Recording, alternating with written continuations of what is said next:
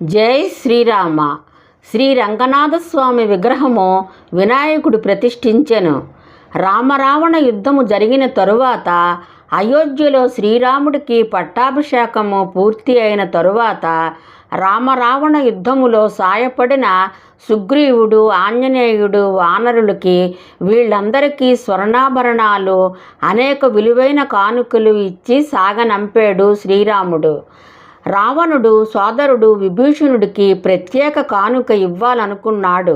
అందుకని తమ ఇలవెలుపు అయిన శ్రీరంగనాథుడి విగ్రహాన్ని విభీషణుడికి ఇచ్చాడు. విభీషణుడికి శ్రీరంగనాథస్వామి విగ్రహాన్ని అందిస్తూ, విభీషణ, ఇది మా ఇలవేల్పు. నీ ప్రయాణములో ఈ విగ్రహాన్ని ఎక్కడా నేల మీద పెట్టకు. అలా నేల మీద పెడితే ఆ విగ్రహము అక్కడే స్థిరపడిపోతుంది. విగ్రహము కదిలించడము అసాధ్యము అని చెప్పాడు శ్రీరాముడు.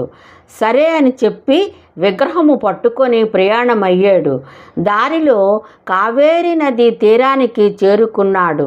పవిత్ర కావేరీ నదిలో స్నానము చేయాలని అనుకున్నాడు విభీషణుడు. అయితే ఈ విగ్రహాన్ని నేల మీద పెట్టకూడదు అన్న మాటలు గుర్తుకు వచ్చాయి. అంతలో ఒక బాలబ్రహ్మచారి కనిపించాడు.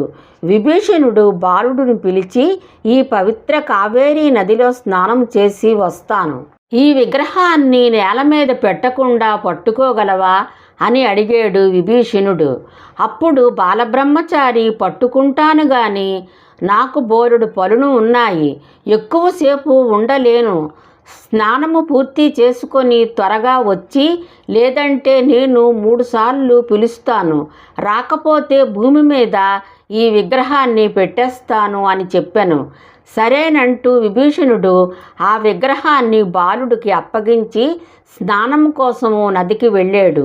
విభీషణుడు నదిలో దిగగానే బాలబ్రహ్మచారి 3 సార్లు కేకవేసి రంగనాథస్వామి విగ్రహాన్ని నేల మీద ఉంచి చకచకా నడుచుకుంటూ వెళ్ళిపోయాడు. విగ్రహాన్ని పైకెత్తడానికి విభీషణుడు తన బలమంతా ఉపయోగించి ప్రయత్నించాడు. విభీషణుడి ప్రయత్నము విఫలమైనది. శ్రీరాముడు ఇచ్చిన విగ్రహాన్ని లంకకు తీసుకుపోలేదు అని ఎంతో ఆవేదన చెందాడు. బాలబ్రహ్మచారి తన వినాయకుడు నిజరూపాన్ని చూపి, విభీషణ, చింతించకు, నీ లంకారాజ్యానికి ఆశీస్సులు కురిపించేలా ఉండాలని నేను విగ్రహాన్ని దక్షిణము వైపు ఉంచాను అని విభీషణుడికి చెప్పాను. రావణాసురుడికి శివుడి ఇచ్చిన ఆత్మలింగము, విభీషణుడికి శ్రీరాముడు ఇచ్చిన శ్రీరంగనాథస్వామి విగ్రహము, ఈ 2